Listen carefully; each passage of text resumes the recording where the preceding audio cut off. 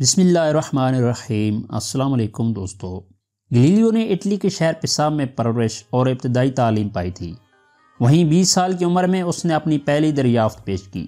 پیسا کے گرجا گھر کے گھنٹے کی حرکت کا مشاہدہ کرنے پر وہ اس نتیجے پر پہنچا کہ ایک سرے سے دوسرے سرے تک ایک پورا چکر لگانے میں اسے ہر ایک بار ایک جیسا وقت لگتا ہے، چاہے چکر لمبا ہو یا چھوٹا، اور پھر اسی اصول کی بنا پر بعد میں گھڑی کی ایجاد ہوئی۔ باپ کے اصرار پر نوجوان گلیلیو پیسا یونیورسٹی میں ادویات کے مطالعے کے لیے داخل ہوا تھا، مگر وہ زیادہ وقت ریاضی اور سائنس کے تجربوں پر ہی صرف کرتا تھا۔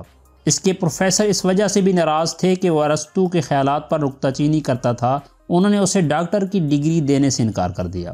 کئی سالوں کی کوشش کے بعد اسے 25 سال کی عمر میں 25-30 روپے ماہوار کے معمولی معاوضے پر حساب پڑھانے کی نوکری ملی، مگر یونیورسٹی کے ساتھ اس کا جھگڑا ختم نہ ہوا کیونکہ اس نے ارسطو کی تعلیمات کو چیلنج کرنا ترک نہ کیا۔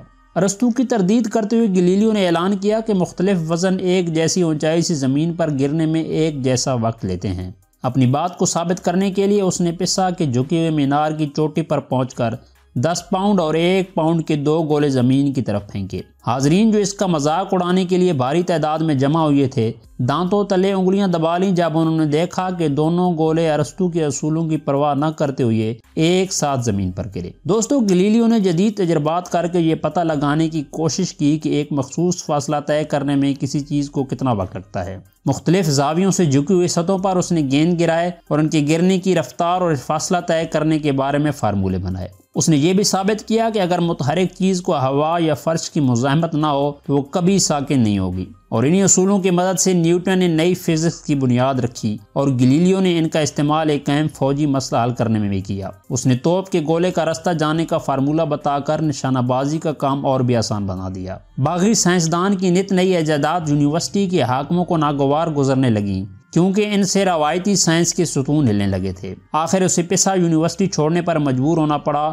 مگر اس عرصہ میں ریاضی اور فزکس کے حلقوں میں اس کی شہرت کافی پھیل چکی تھی۔ چنانچہ 28 سال کی عمر میں اسے پدوا یونیورسٹی میں 3 گنی تنخواہ پر پروفیسری کا عہدہ پیش ہوا۔ پدوا ایک باغی یونیورسٹی تھی جسے کلیسا نے اپنے نظام سے خارج کر رکھا تھا، اور روایتوں کے خلاف بغاوت کرنے والے سبھی عالم وہاں اکٹھے ہو رہے تھے۔ نئی یونیورسٹی میں گلیلیو کا بڑا استقبال ہوا، بڑے بڑے گھرانوں کے لڑکے اس کے شاگرد بننے لگے۔ سائنس کی تحقیق جاری رکھنے میں اس نے آزاد فضا کا پورا استعمال کیا۔ اپنی یونیورسٹی کے پاس ایک عمارت میں اس نے پناہ گزینوں کی اکادمی قائم کی جہاں اٹلی بھر سے بھاگے ہوئے عالم اور سائنسداں آزادی سے اپنا مطالعہ جاری رکھ سکتے تھے اور اپنے خیالات کا اظہار کر سکتے تھے۔ اسی اکادمی میں اس نے اپنے تجربات اور مشاہدات کے نتائج پیش کیے۔ اس نے مقناطیس اور زمین کی مقناطیسی طاقتوں کے بارے میں کئی راز افشاء کیے اور قطب نما تھرمامیٹر اور دوربین جیسی انقلاب انگیز ایجادات کی۔ دوربین دیکھ کر وینس کا ڈیوک گلیلیو پر اتنا خوش ہوا کہ اس نے اسے تقریباً 2000 روپیہ ماہوار تنخواہ پر پروفیسر مقرر کر دیا۔ اس طرح گلیلیو اپنی کامیابی اور خوشحالی کی چوٹی پر پہنچ گیا اور اسے اپنی مالی مشکلات سے خلاصی نصیب ہوئی۔ وہ نہ اب صرف سائنس کی طرف بہتر توجہ دے سکتا تھا بلکہ اسے اپنی تفریح طب کے لیے بھی وقت مل جاتا۔ گلیلیو نے شادی نہیں کی تھی کیونکہ اس کا یہ کہنا تھا کہ ایک انسان بیک وقت ایک اچھا خاوند اور ایک اچھا فلاسفر نہیں ہو سکتا۔ البتہ میرینا نامی ایک رقاصہ کے ساتھ اس کے ایک عرصہ تک دوستی رہی جس سے اس کے 3 بچے بھی پیدا ہوئے۔ گلیلیو کی ابھی ایک حسرت باقی تھی کہ وہ اپنے گھر پیسا میں ایک کامیاب سائنسدان کی حیثیت سے لوٹنا چاہتا تھا تاکہ اس کی پرانی مذمت کا مداوع کیا جا سکے۔ گلیلیو نے وہاں کے ڈیوک سے درخواست کی کہ اسے درباری ریاضی داں کے طور پر رکھ لیا جائے۔ درخواست آخرکار منظور ہوگی، مگر اسے کیا معلوم تھا کہ یہ کامیابی ہی اس کی شامت کا باعث بنے گی۔ گلیلیو نے پدوا کی آزاد فضا میں اپنے دوربینی تجربات سے آسمانی دنیا کے بہت سے راز اکٹھے کیے تھے۔ اس نے چاند کی بناوٹ کا مطالعہ کیا، سورج کے گرد گھومنے والے نئے سیاروں کی دریافت کی،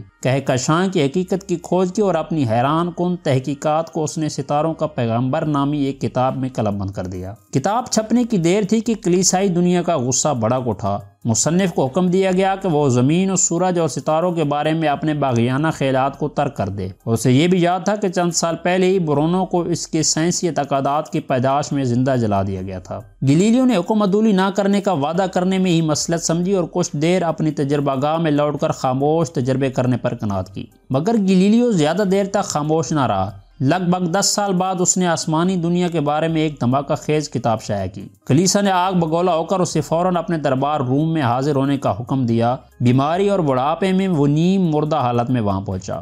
اور 22 جون 1633 عیسوی کو اس نے سزائے موت سے بچنے کے لیے اپنی غلطیوں کا اقبال کیا اور یہ اعلان کیا کہ زمین سورج کے گرد نہیں گھومتی۔ دوستو، گلیلیو کی زندگی بخشی گئی مگر اسے جیل میں ڈال دیا گیا اور اس کی سب کتابیں ضبط کر لی گئیں۔ جیل میں اس کا سائنسی جذبہ ایک بار پھر ابھرا اور اس نے چوری چھپے ایک اور کتاب تصنیف کر ڈالی جو کسی طرح جیل اور سلطنت روم کی چار دیواری کے باہر لے جا کر ہالینڈ میں شائع کی گئی۔ زندگی کی آخری گھڑیوں میں گلیلیو کے ہاتھوں میں اس کا آخری اور بہترین شاہکار پہنچ چکا تھا، مگر وہ اسے دیکھ نہیں سکا کیونکہ اس وقت تک جیل کی کوٹڑی کی تاریکی نے اس کی آنکھوں کو ختم کر دیا تھا۔ سن 1642 عیسوی تک اسی کوٹڑی میں اس کی باقی جسمانی قوتیں بھی ختم ہو گئیں۔ اپنی قیمتی آراء سے ہمیں ضرور آگاہ کیجیے گا، اور اگر یہ ویڈیو اچھی لگی ہو تو لائک کر دیں اور اپنے دوستوں کے ساتھ شیئر کر دیں، اور اگر آپ ہمارے چینل پر نئے ہیں تو سبسکرائب کر کے ہماری فیملی کا حصہ بن جائیں تاکہ ایسی ہی دلچسپ موضوعات پر آپ کو ویڈیوز مل سکیں۔